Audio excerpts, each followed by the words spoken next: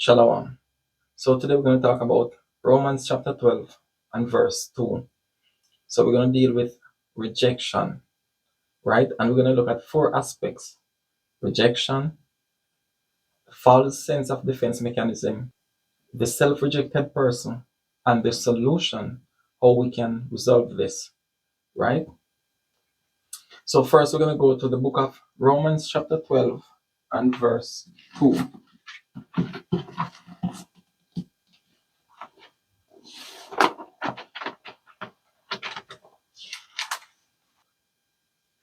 Okay, let's start at verse 1. It says, I beseech you, therefore, brethren, by the mercies of God, that ye present your bodies a living sacrifice, holy, acceptable unto God, which is your reasonable service. And be not conformed to this world, but be ye transformed by the renewing of your mind, that ye may prove what is that good and acceptable and perfect will of God.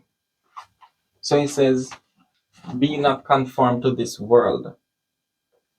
So there's so many different aspects that we can look at it, and one of the things that a lot of us conform to, one of the things a lot of us conform to in this world is our pain, the pain of rejection. So today we're gonna uproot it, we're gonna understand it, we're gonna fix it, right?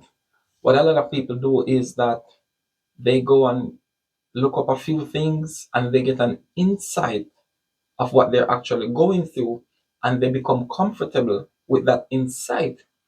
It takes more than just knowing to really fix a problem. So you can say, okay, I have this, I have that, but the insight alone is not going to change anything. So you can come up with this understanding today that I have anxiety, or I am depressed, or whatever. You having the insight is not really changing your situation. So you'll find that 2, 3 years from now, you're still saying the same thing. I am anxious, I am this, I am that, but you're still not changing your situation. And this is why you see sometimes people don't understand what it really takes to change, because knowledge has an action form to it. The knowing gives you insight, but it's the action that is going to change the programming of your brain. Because when something is conceived in the mind, it's very hard to get it out. It takes more than one time to do something. The behavior has to be repeated until the brain gets the message, until it knows that, okay, it's safe, right? So we have to make this knowing become integral. We have to integrate it into our experiences. So you have the insight of what's happening to you. Now you're going to do what? You're going to take actions that are conducive to the change that you want to make. And after repeatedly doing it over and over, your brain will do what? Submit naturally. Some of the times we do it one time and we never put back ourselves in the position to see whether we are really established in this new thing that we're doing or not. So we tell ourselves that, yes, I'm good, I did this. But then you go back out there and you go back to the same thing that you thought you done away with. As the scripture would say, like a dog return to its vomit, right? So let's look into this rejection. Rejection is a form of being denied of love. Now, is there a time that you can recall that you've experienced that, where you felt as if you were denied of love? No. What was your experience like?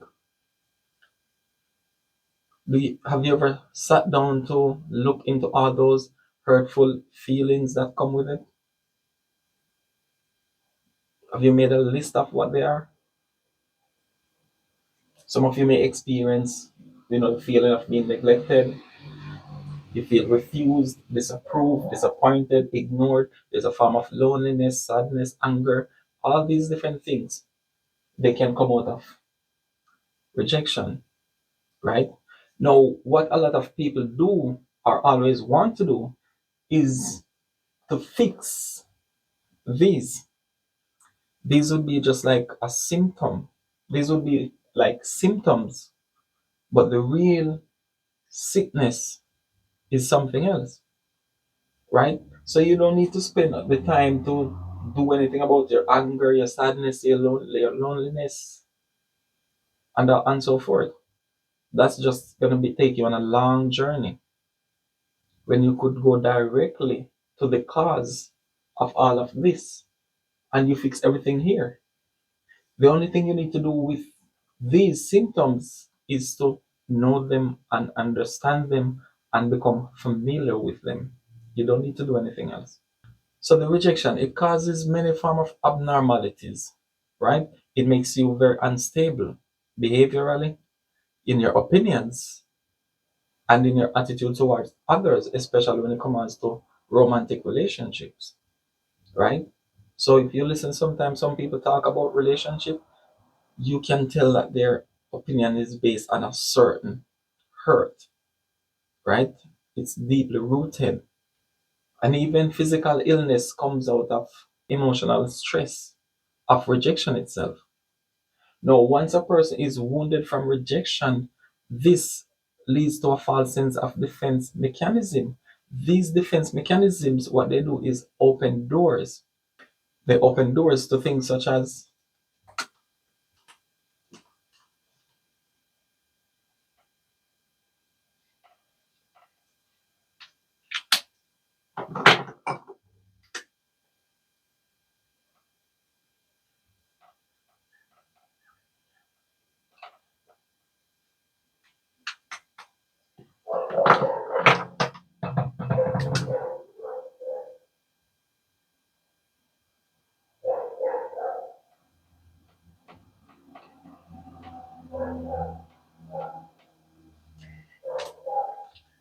they open doors to things like paranoia and trust issues.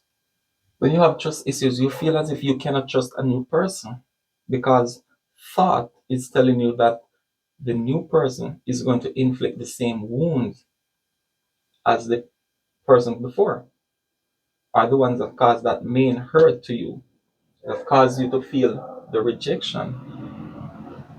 So what you do? Now you perceiving everyone as that same person that hurt you in the first place. Because of the walls you built, you have that perception of everyone else. So it pushes everyone in one bracket. There's no space or room for discernment to say this is a good person, that's not a good person. This is a good friend, that's not a good friend. There's no form of discernment. Everyone is just in the one place, and you just have a wall. But the wall is not keeping them away from you or keeping you away from them. It is really keeping you away from yourself, from your real self, which is the image of God. Peace, love, beauty, joy, compassion, patience, kindness, happiness, vulnerability, intention, understanding, knowing. All these are different attributes of that spirit that is inside of you, your real self, right? Which is the image and the likeness of the Most High. So, like I was saying, the wall, it really separates you from yourself. You don't know the truth of what you are anymore because you've become a whole new person. This is that is hiding the real you. So it's just like creating an Iron Man costume. That's the shell that you become. But the real person inside is Tony Stark's. But because of the wall that you have, you don't remember yourself as Tony Stark's anymore. You only remember you as this Iron Man costume. No one can hurt you in it. But it's false because it doesn't really protect you, like I said. The wall pushes everyone in one category. There's no line of discernment. And then when you're going to get into certain situations, you're going to choose somebody from behind this wall. You're not going to say, okay, this is a good person, I'm going to choose him. No, you're not the one choosing. Tony Stark won't be the one choosing. It's that Iron Man costume, the rejection, the protecting myself, that person, that character, that belief is going to choose. And guess what? It's going to choose something that it is attracted to. meaning not something that the peace attracts to itself, not something that the love inside attracts to itself, not something that the patience inside attracts to itself. It's something other than that. So you're gonna do what? Recycle the same thing again, because you're not taking any action from the place of discernment. You're just taking it from the different characters that you change each day, the different Iron Man costumes that you change each day.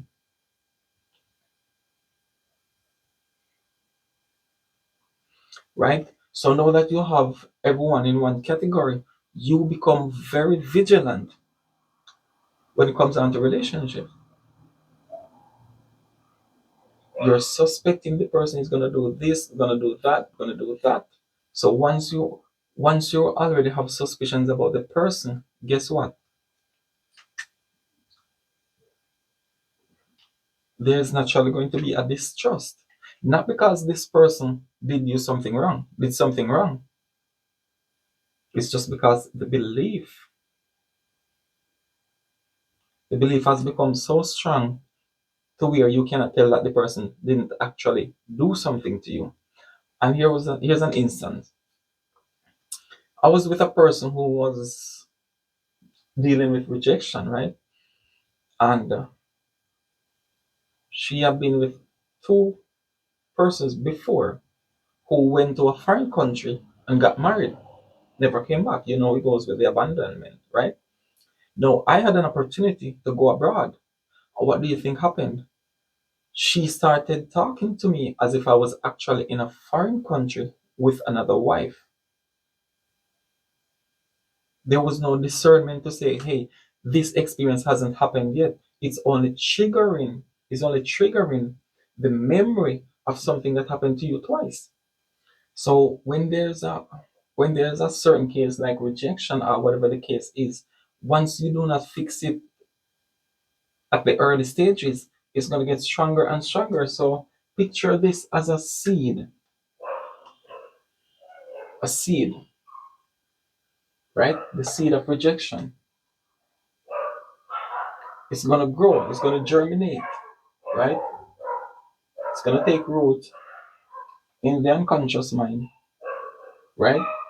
It's going to grow and grow. It's going to grow branches, and it's going to get stronger and stronger. So the longer you take to uproot it, it's the harder it's going to be. So as this distrust and suspicion grow stronger and stronger, what's going to happen is it's going to open another door. This door is called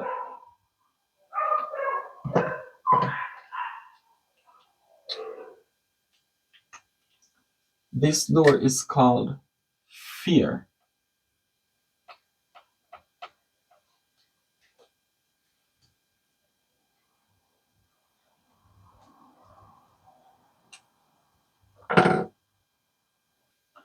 When fear becomes your character, do you know what it does? It starts to manipulate your ego, meaning now you start doing what the fear wants you to do. You've conformed to your fears. How you conquer your fears is to be disciplined to not do what the fear wants you to do.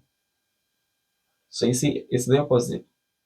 Fear will manipulate your ego to do this, do that, do that.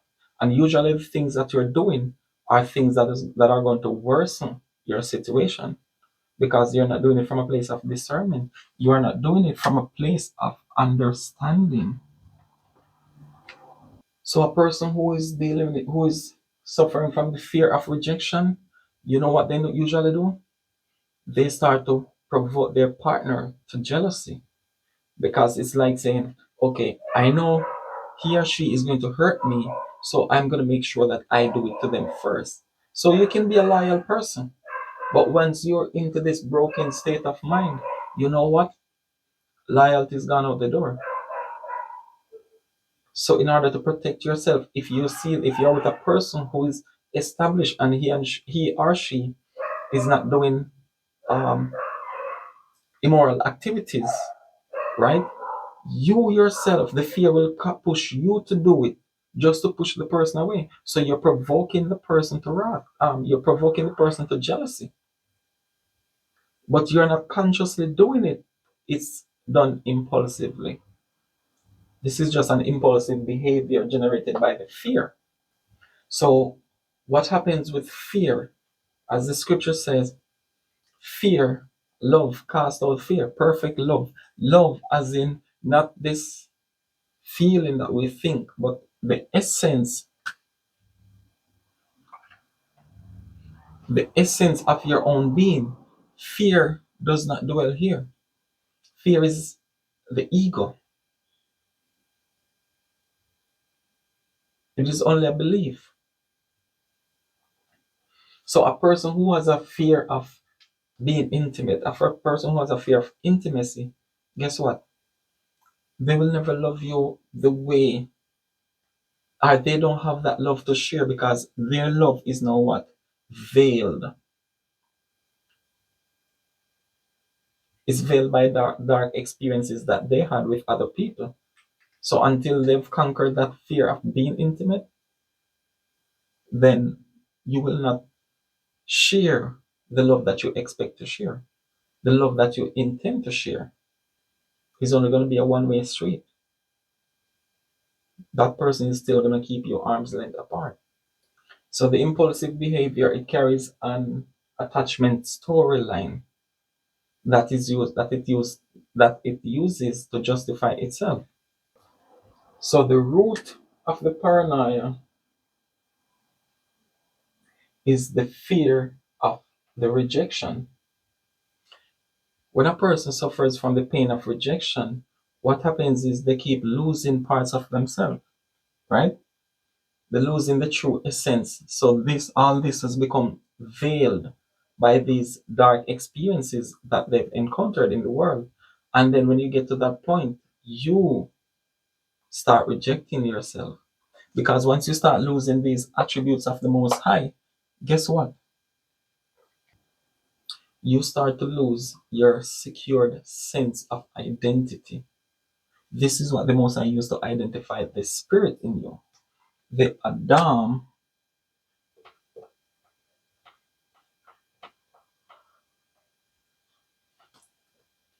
the spirit in you, this is the invisible image of that spirit. You see it in your behaviors: peace, love, beauty, joy, compassion, kindness, etc. Right? So once you start rejecting yourself, you start asking questions. What is wrong with me? What is it about me? Why nothing works out? Why he or she doesn't love me? Know what happens? Your mind is trying to make sense of everything. Your mind is not a reliable source for this kind of work. This is something that you have to understand so you don't allow your mind to keep going off in thoughts. So at the end of the day, your mind is gonna be very cloudy. It's gonna be hard to discern because you're too overwhelmed. It's just one negative thought after the other. Your sky is no longer blue. You have to leave the discernment for the place of discernment, but not allow your mind to make sense, but rather try to understand and get to know these symptoms. You don't need to try to change them. They will change in their due course once you do what you are supposed to do, which we will get into. Now, some of these voices you're hearing in your head, if I were to be different, or if I was someone else, maybe I would be accepted. So you know what happens? Now the rejected person start to be someone else, meaning your personality has changed. The rejected person has changed his or her personality. So he starts to become a total different person. She starts to become a total different person. Like, what happened? Where was this person? Where is this person that I once knew? Rejection happens. Let's go to the book of John, chapter 3, and verse 6. It says, "That which is born of the flesh is flesh, and that which is born of the spirit is spirit." So, guess what? Peace, love, joy, patience, compassion, kindness, happiness, all these things are born of the spirit, of the are in you.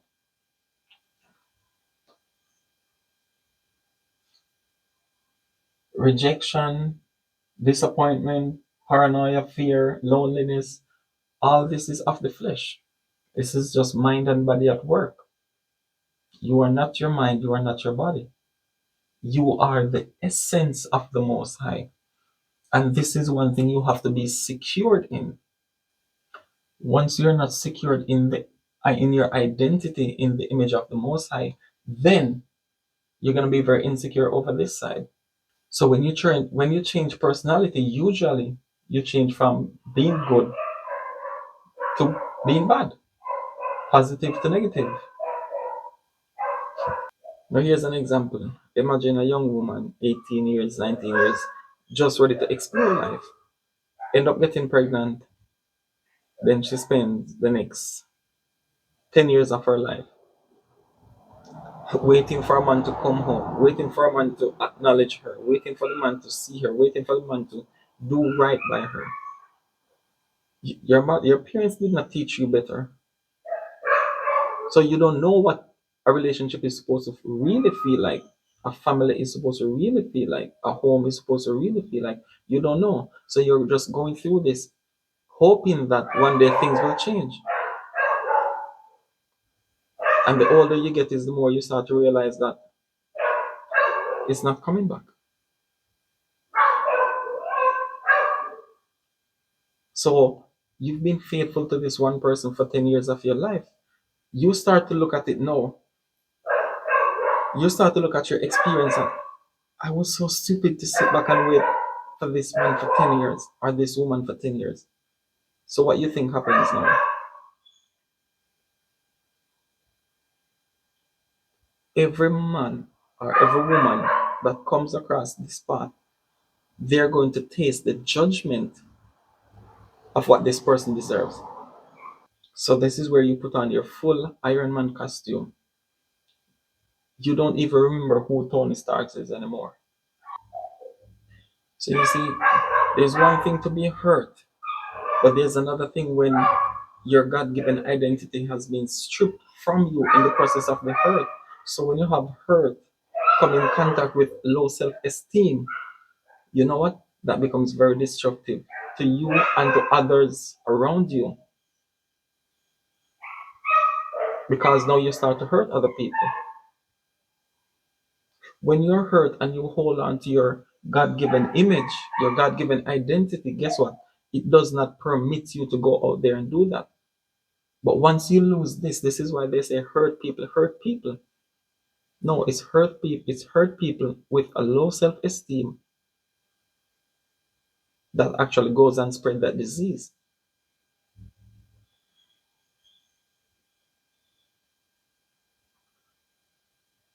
When you've been through all of this, you know and understand what it is like, what the experience is like, how detrimental it can be. It would never be your goal to inflict that same wound on somebody else, especially to make yourself feel better. This is where forgiveness comes into play. You forgive. Now, how do you resolve all of this problem? How do you fix it? Meditation is the fastest way to fix these types of problems. When you meditate, what you do is with the multitude of thoughts going through your mind, you are able to slow down and take just one. You have 100 thoughts. You have 100 thoughts like this, but you're just gonna pick one. Let the other 99 do whatever they want to do. You're not here to put up a resistance against that. You're just taking one and you're gonna look into it and you're gonna look at the experience. And then from this present person that you are, You are going to interpret this experience not as the person that was wounded 10 years ago, but as the person you are now. And you're going to empower yourself.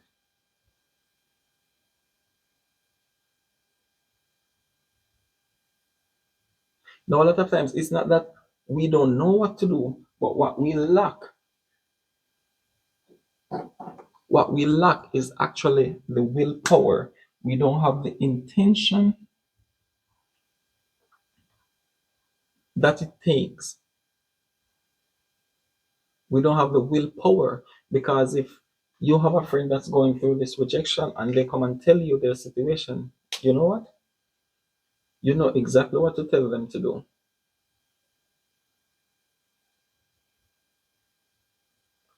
Now, you are going through that same experience. What do you tell yourself? So, this is why the easiest thing is to go back to your true essence. So, just like you can be kind to your friend or someone you know who's going through this, to tell them all these details what to do, you have to apply that same kindness to yourself. You have to be able to be intimate with hurtful experiences, like your rejection, for example. Be intimate with it, be non judgmental.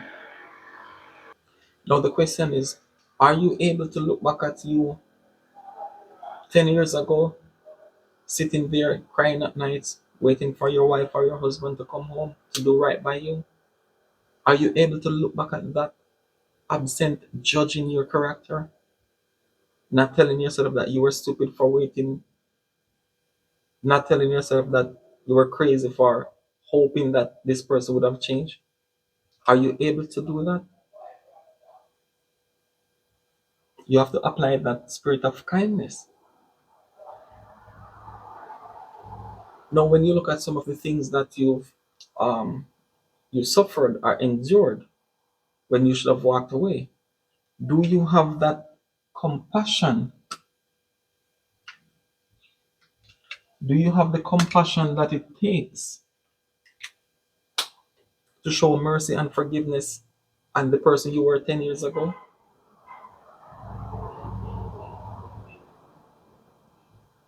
No, you're going through this. You might say, okay, it has been 5 years, whatever time period. You want to work on yourself. You're not really seeing the progress that you want. You need to have the spirit of patience, just as if you're teaching your child is maybe, say, a slow learner. You're not going to be mad and just leave everything. You know that, okay, I'm going to rest for today, let the child rest his or her brain for today, and we pick it up maybe next week. So it's the same thing with healing. Your healing is not about every day dwelling on your feelings, the symptoms of your rejection or whatever it is you're going through. Your healing has many different aspects. Part of your healing is to get up, go out, you look at the plants, you look at the beauty of the trees, you talk about your experience. Your healing journey is not always about your feelings, especially negative ones. It can be about you and your child made dinner together, or you baked a cake. There's so much beauty in so many experiences. Those are part of your healing journey. Stop making your healing journey all about your feelings. Now, when you're experiencing these different symptoms, right? Whatever it is, sadness, loneliness, whatever the case may be, your duty is, in the heat of this moment, is just to sit there and experience, be intimate, get to know it. Just imagine you're going on a date with a person. To know that person is the same way you're going to move into an intimate relationship with your symptoms. Sit there, remain there, understand it, recognize how long it lasts. You know, what's the duration, how intense it is. And on a daily basis, you'll notice that it's getting less and less intense. Usually, um, when this comes, it makes you want to get up and move because you cannot sit still with that pain. But you realize after a process of time, you're able to sit there and don't have the desire to do anything to change it because you understand it. So experiencing these things does not mean that you're not happy anymore, because you understand what your happiness is. That it is the essence of what you truly are. It's not about you. If something is not going good in your life, you're no longer happy. No,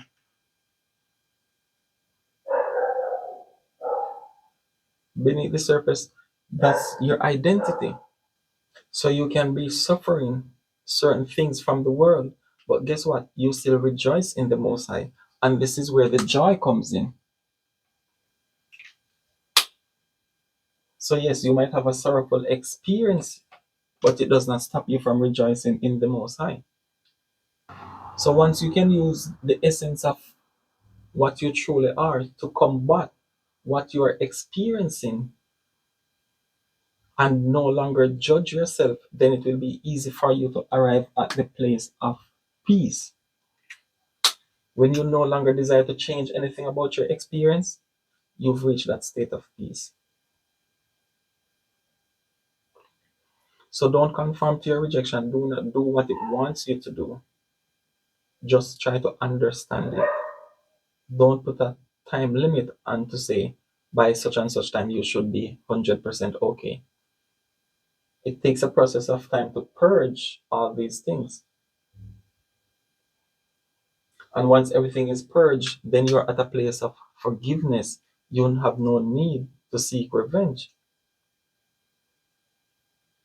And when people come your way, you don't have to put barriers up because of the fear, because you have a fear. And once there's a fear, you automatically perceive the person to be a threat.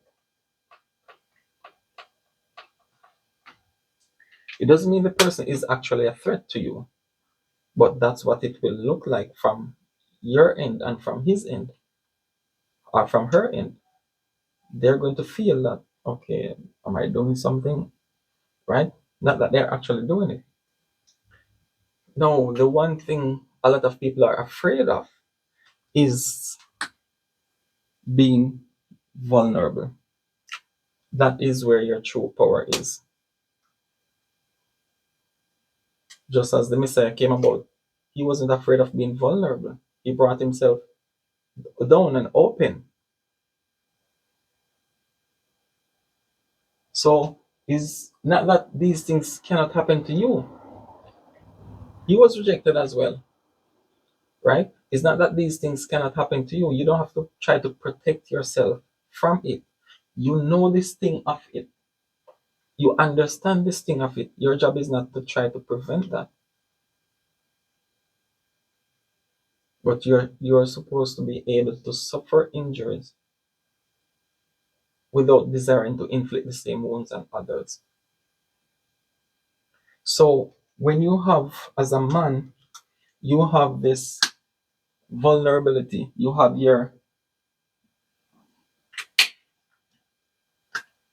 as a man, you have the Yah in you, and you have a woman who has her Ha in her. That's when you make a perfect relationship, because the spirit of the Most High in the man and the spirit of the Most High in the woman, masculine and feminine energy combine, then everyone is in their own element. So she can be feminine, the man can be masculine, and that's the perfect balance in the equation. And you see this in the word. Let's write it here.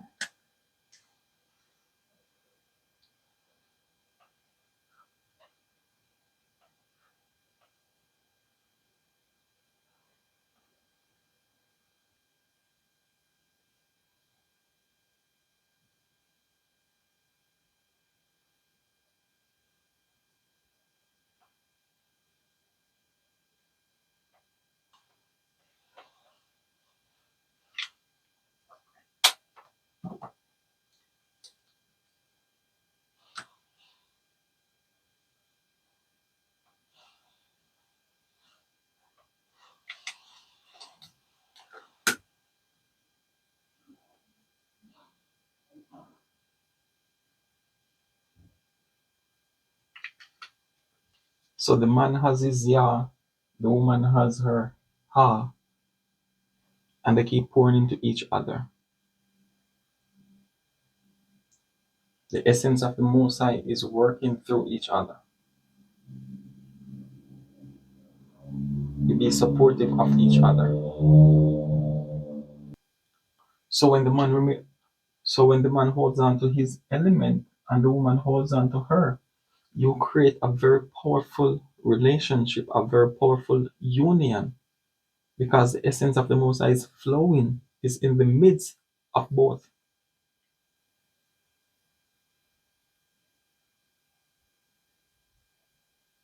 So don't conform to these things so that you lose the most essential element.